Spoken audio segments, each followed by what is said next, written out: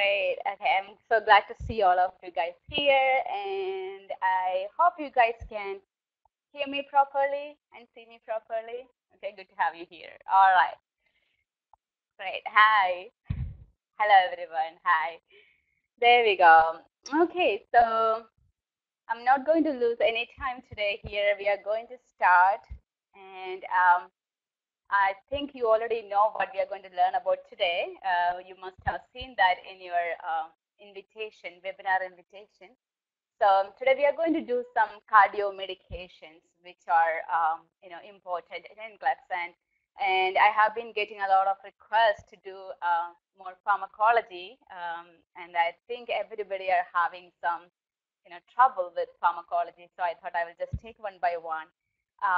In fact, some of these medications are actually discussed in our course. So some of you must have already done pharmacology, cardio. Some of you are new who hasn't been to the week 3 yet. So if you have done it, it will be easier. If you haven't done it, just take it. You will learn it again when you do the cardiovascular lecture. Okay, guys. So here we go. Well, I'm just going to start with a question first, and then we will discuss it. Okay. So this is the question, and I will be giving you the poll, and you will be able to answer it here. Okay. So here we go. A 45-year-old client with atrial fibrillation has been prescribed diltiazem. Which kind of outcome would best indicate that the medication has had its intended effect? Okay. So just a reminder, don't type answer here. Okay. So use the survey. I will give the survey, but this is a question. So it's a 45-year-old client with atrial fibrillation, and they have been prescribed diltiazem. Which client outcome would best indicate that the medication has had its intended effect? Okay. So atrial fibrillation is converted to sinus rhythm. Second one, blood pressure is 126/78. Third one, no signs or symptoms of stroke. And the last one, ventricular rate decreased from 158 to 88. So you have 4 options, and the medication is diltiazem. What do you think is the best effect? Okay. So intended effect meaning like what you want to see. Why are you giving this? Or that's what. Or sometimes they will say therapeutic effect. So both are the same thing. Okay. So just do your best here.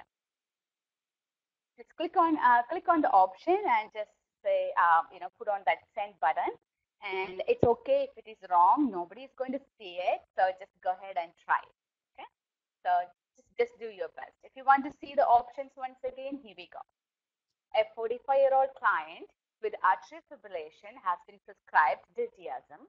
Which client outcome would best indicate that the medication has had its intended effect? A, atrial fibrillation is converted to sinus. B, blood pressure is 126/78. C, no signs or symptoms of stroke. And D, ventricular rate decreased from 158 to 88. Hey, there you go.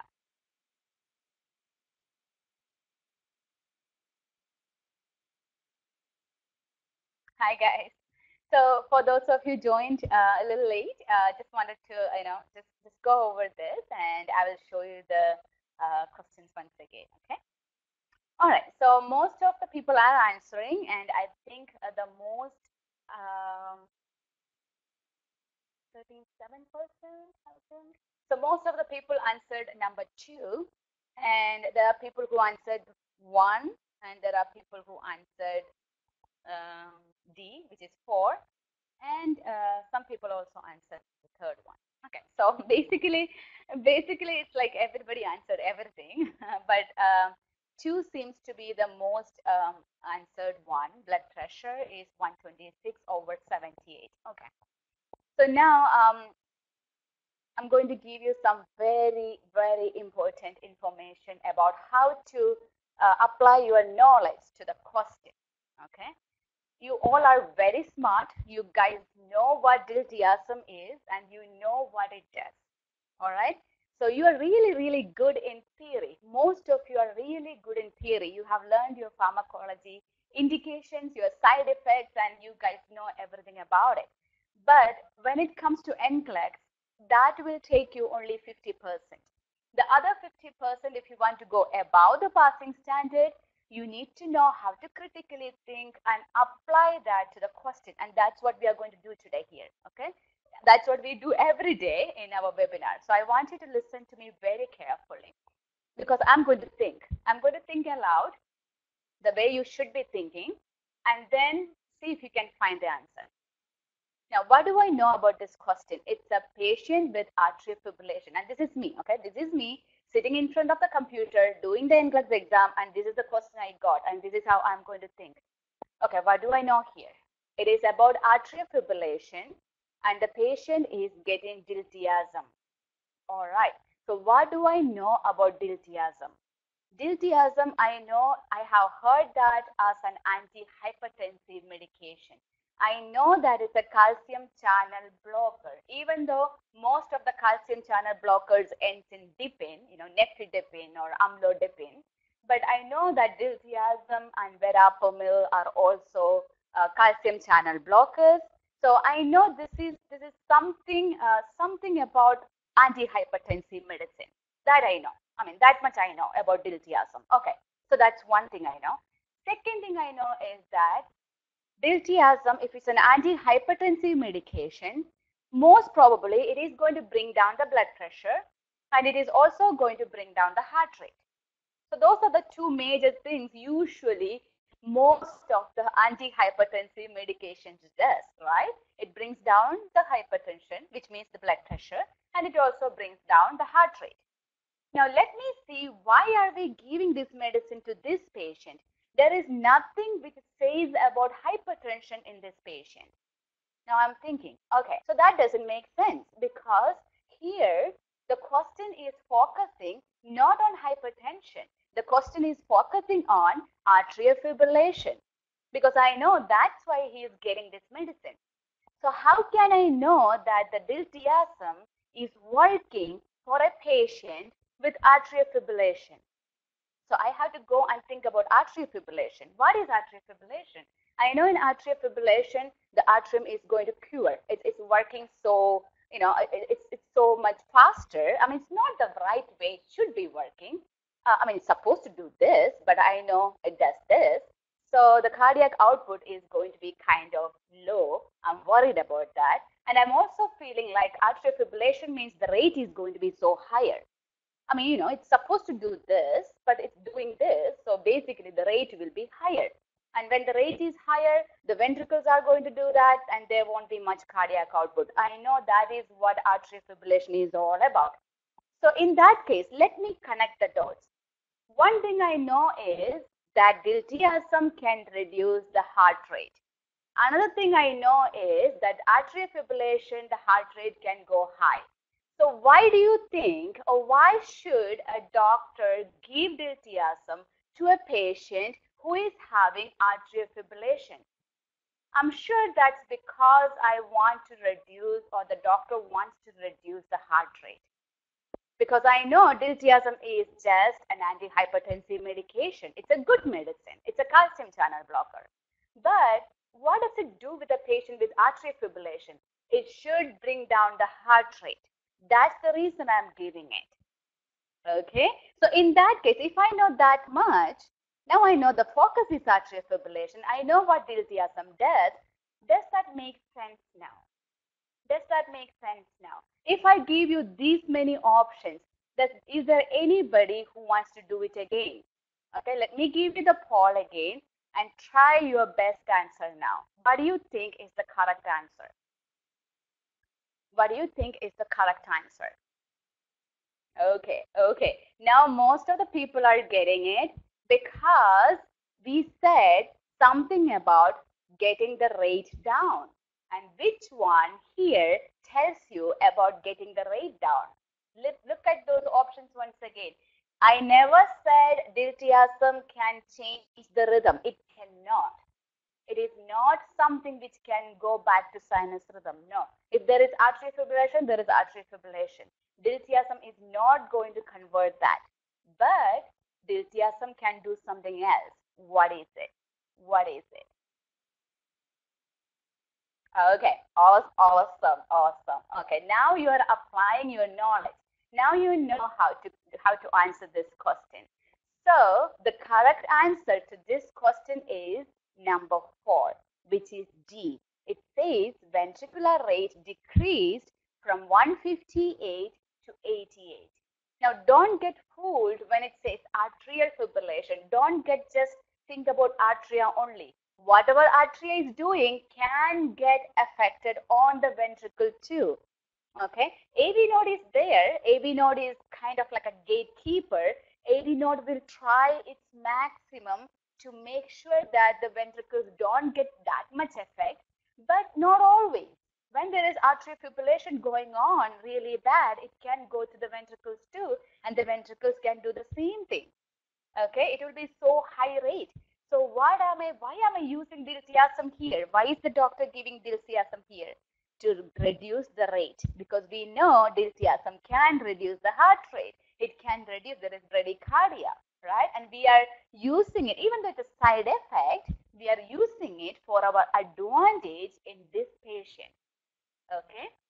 Now, when we talk about amiodarone or antiarrhythmic drugs or something like that, it is possible that we are using that for atrial fibrillation to convert it into sinus rhythm, or we might have to do cardioversion. Okay, so maybe those antiarrhythmic drugs are good to convert it to sinus rhythm, but not with diltiazem. With diltiazem, you cannot convert that to sinus rhythm. It might help, but that's not the first intended effect. Why are we giving it? To reduce the heart rate, so that we can reduce the rate, ventricular rate, arterial rate and ventricular rate. So we can reduce the ventricular rate from 158 to 88. That makes sense. Now, is the blood pressure going to go down? Probably yes. But do we know what was the blood pressure before? No. Okay, so what is this telling us? Nothing. Blood pressure is 126 by 78. I have no idea what the blood pressure was before. Maybe the blood pressure was 110 over 70. Now it became 126 over 78. Now, is that an intended effect? No. Is that why we are giving diltiazem to AFib patients? No. Remember, you are right. Diltiazem can reduce blood pressure, but that's not the focus. See how easy it is to actually, get that wrong, even though you know everything about that drug, even though you know everything about atrial fibrillation. That's why I ask you again and again and again to do and listen to the webinars. We have to do that critical thinking in there. Okay. So is atrial fibrillation converted to sinus rhythm the answer? No, because this is not an anti-arrhythmic drug. Okay, if it is procainamide or amiodarone or something like that, great, it might work, but not here. Or cardioversion, which is a procedure, might work, but not here. Okay, blood pressure is 126 over 78, good, but I have no data which suggest or help me with that. Also, I know blood pressure is not the problem here. The problem here is AFib. Okay, no signs or symptoms of stroke. Fine, it's a good thing, but that's not why I am giving diltiazem. Now, I can connect the stroke to the AFib. That's true. AFib can cause stroke, and we kind of talked about that in the cardiovascular lecture, right? Because AFib can create, when there is AFib, it's curing, so the entire blood may not go down through the valve. There may be some blood which is still there, and then when there is pooling of blood, there may be some blood clots forming, and then it can go to brain, cerebral circulation, and then it can give a stroke. It can go to the lungs, and it can give PE. It can go to coronary circulation, and then patient can have a heart attack. It's possible. So can patient have a blood clot? Yes. Now that's why we give anticoagulants. Now let's say instead of diltiazem, it said a 45-year-old client with atrial fibrillation has been prescribed warfarin. Which client outcome would be best indicating the medicine has its therapeutic effect? If that was the question, yes, C is the answer. Third one is the answer. Because the question is focusing on warfarin, which is an anticoagulant, which is going to be given to prevent any stroke or PE or any other blood clot issues. Does that make sense? So very important to connect your information, connect your knowledge to the focus in the question. Many people will do, they will answer it and they will think that they got the right answer, but unfortunately they didn't get the right answer. Okay, was it easy? Yes, you knew about diltiazem, you knew about warfarin, you knew about atrial fibrillation, but it is connecting that dots, which is critical thinking. And again, I'm saying application is important. Okay, because that's the kind of questions which is going to make you pass. Everything else can just get you near. You are not going to make it over. All right, so please be with me. So in that case, what is the answer now? Fourth one is the answer. The correct answer is D. All right, so I hope you got that one. Now let's do another one. Okay, so just be very careful and see if you can figure this out. The nurse is monitoring a client who has been on procedural therapy. Now this might be a little new drug for you, for some of you. Procedural, okay. Which assessments are important? Select all that apply. Which assessments are important? Select all that apply. The nurse is monitoring a client who has been on procedural therapy. I don't want to say what it is because then I will give away the answer. So I just want everybody to try first and then I will tell you, okay? So select all that apply. Assess for bruising, assess for bradycardia, monitor intake output, monitor liver function test, or monitor platelets. Okay. So this is the question. The nurse is monitoring a client who has been on procedural therapy. Which assessments are important?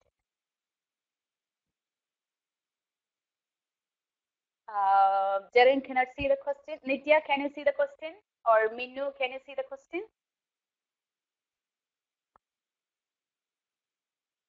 Yes, yes, okay. Jaren, I'm not sure why you are not able to see it, but it should be there because others can see it. It's in that little black thingy up there, okay? So that's the question and these are the options. All right, got it? So I'm going to give you the survey. There we go. Use the first one. All right, so if you want to see the options once again, here we go. Assess for bruising, assess for bradycardia, monitor intake and output, monitor liver function test, and monitor platelets. A, B, C, D, E. Here you go.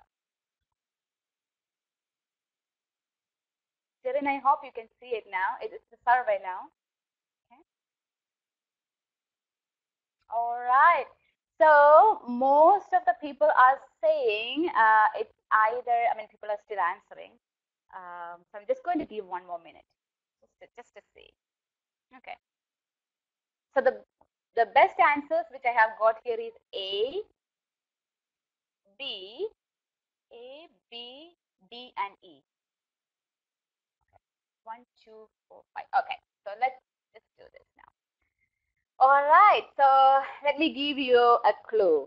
I'm going to give you a clue and I'm going to give you the options once again and see if you can get the right answer. Okay. So the clue is that procedural is more like aspirin. Does that make sense? It's more like an antiplatelet medication. So if this is an antiplatelet medication, what do you think the answer is? What do you think the answer is? Let me give you the survey once again. If you knew that, This is an antiplatelet medication. Which one is going to be your answer? You want to see the survey again? You want to see the options once again? Here we go. If this is an antiplatelet medication, what is your answer? Assess for bruising, assess for bradycardia, monitor intake and output, monitor liver function test, monitor platelet. Here we go.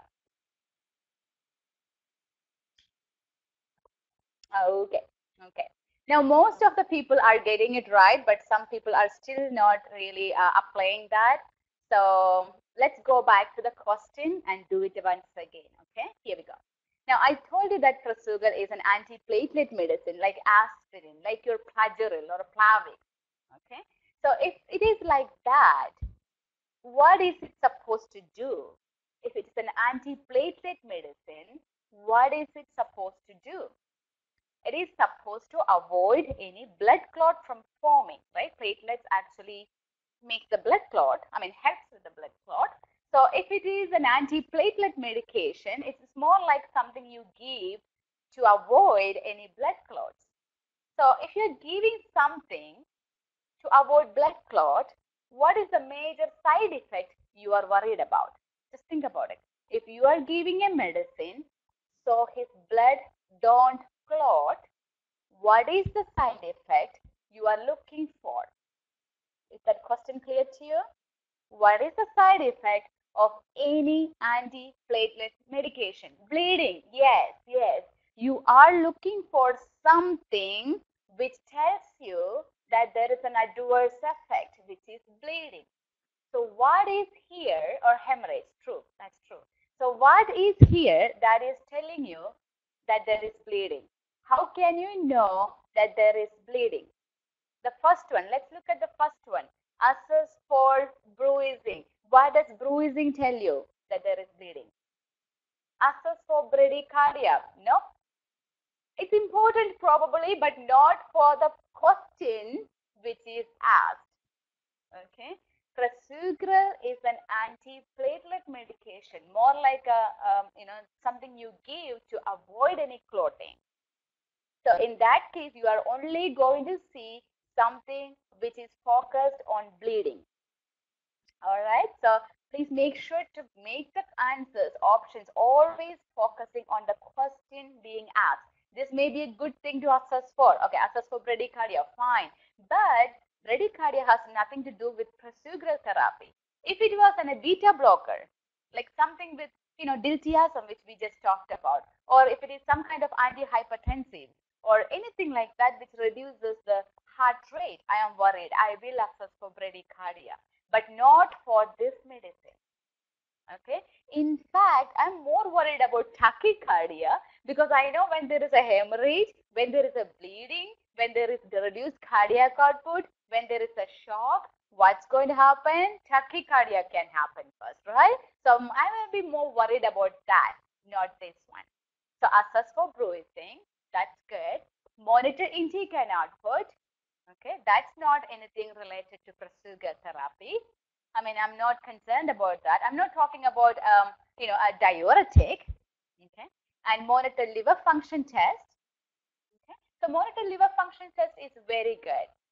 But it has nothing to do with prasugrel therapy. Does it? Okay. Monitor platelets. Yes, I'm worried about that because I know that this medicine is a platelet kind of action kind of medicine, right? It is antiplatelet medicine. So I need to monitor the platelets. So I'm just going to give you a little bit of notes on that because I want you to remember these 4 medications, okay? Aspirin, clopidogrel. Now, clopidogrel is the one which is the trade name Plavix or Plageril. Okay, so this is the medicine which will help with that. Prasugrel and ticagrelor. So just remember these 4. All these are antiplatelet medication which act almost the same way. They prevent platelet aggregation. Okay, so anytime you get something like that, what is the most important thing you're looking to look for? What are you more worried about? You're worried about bleeding. So you will monitor for bleeding stuff.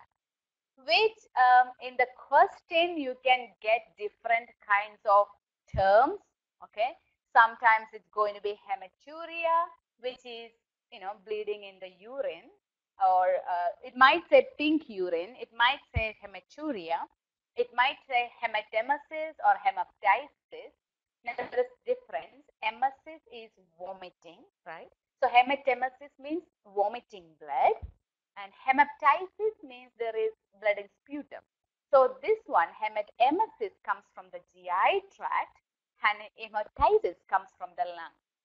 And it may be bleeding gum, it may be dark tarry stool, it may be bruising, it may be petechiae. Petechiae is that pinpointed spots, okay, bleeding spots. There may be purpura, which is a little bit more bigger bleeding spots, and ecchymosis, which is more like a bruising. Okay, so if you see any of these little words in your, options, and if the medicine is about an anticoagulant or about an antiplatelet medication, be very, very careful, because this is important to know.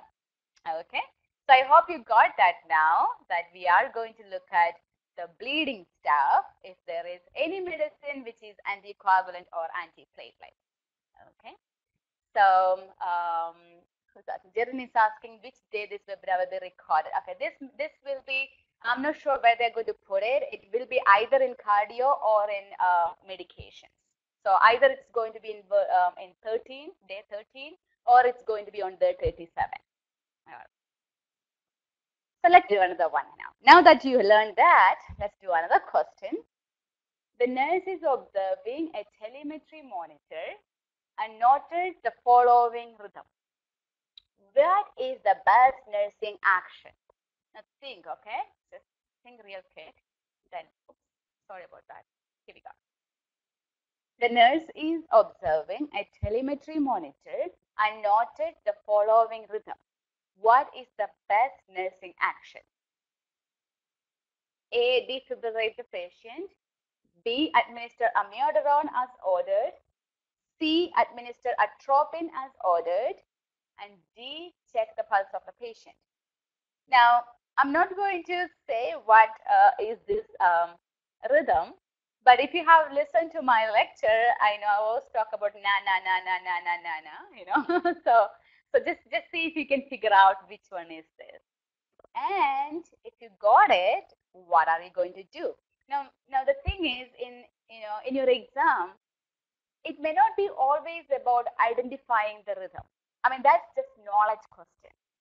If I give you this, this kind of strip and 1, 2, 3, 4, just put some, rhythms there, and you have to just identify it. That's just a knowledge question. But this one is an application question.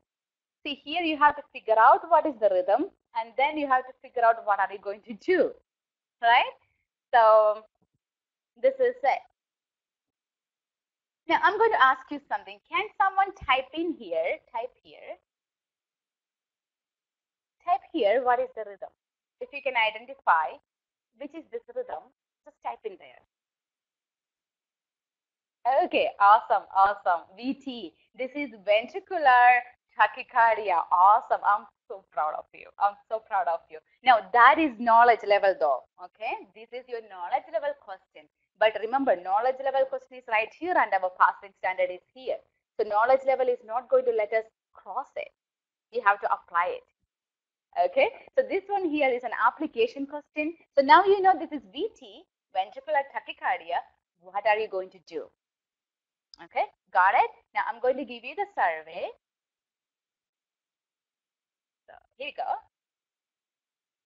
Try it. Okay, you know this is VTAC.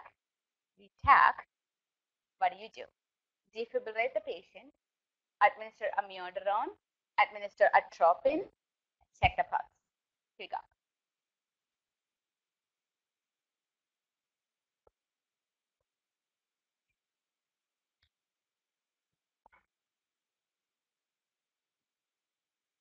Guys, I know some of you are not answering yet, so go ahead and answer it. It's okay. Even if it is wrong, it's fine. You're still going to remember when you make it wrong, because then oh, I got that one wrong. I'm going to make it right next time. Good. Go ahead and answer it. Okay. All right. So most of the people got it, but some of them are still answering 1, 2, and somebody answered 3 through. So, well, the correct answer is 4. Okay. 4. Now I'll tell you why. And I want you to remember this. At least remember these 4 points. Whenever you get a ventricular tachycardia patient, the first thing you are going to do is assess the patient. Check for the pulse. If there is pulse, you don't have to defib the patient. Okay. Now, as we know, there are only 2 rhythms which we can, defib. There are only 2 which we can defib. One is your VT, which should be pulseless. If it is a pulseless ventricular tachycardia, if I can write that down, pulseless VT. Okay, it has to be pulseless VT, which means there is no pulse. If there is a pulse, you will not defibrillate, right? You have to. That means you can do other stuff, like you can give medications, you can give maybe amiodarone and stuff like that. We can do the ACLS pathway, or we can do everything else, but you don't have to probably defib the patient. So first thing you are going to do is assess the patient and check for the pulse.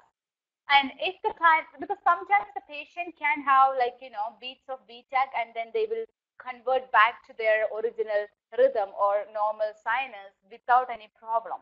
They are having some normal rhythm, and then there was some VTAC all of a sudden, like 7 beats of VTAC or 9 beats of VTAC, and then they will go back to their original rhythm. So without doing anything.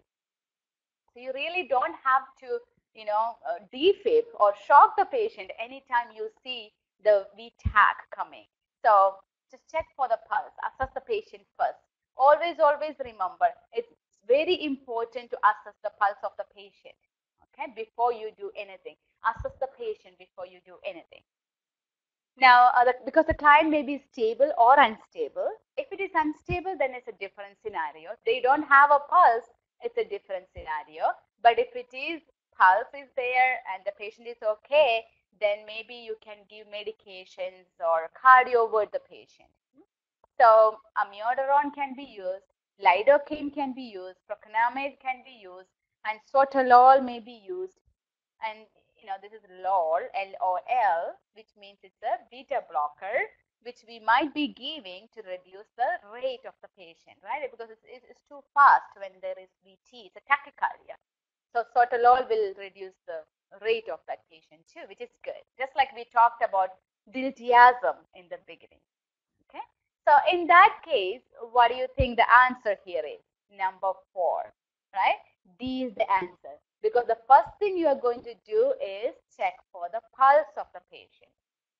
Now, after that, you might administer amiodarone, well, but that comes next, not the first. And if there is no pulse, you might defibrillate the patient, but still you have to check the pulse first. Atropine, no. Because atropine is something we give when there is, when atropine is being given? Can somebody type in when we give atropine? When do we give atropine? All right, very good. Bradycardia. So atropine is something we give for bradycardia, which means the heart rate is low and you want to give atropine to make it faster. But here everything is fast already and you don't want to give atropine anyway, right? So atropine is not good. So what is the answer then? The answer is D, which is check the pulse. Now see, that is the application, all right? Okay, another one. We are going to do another one. We are going to learn a lot today.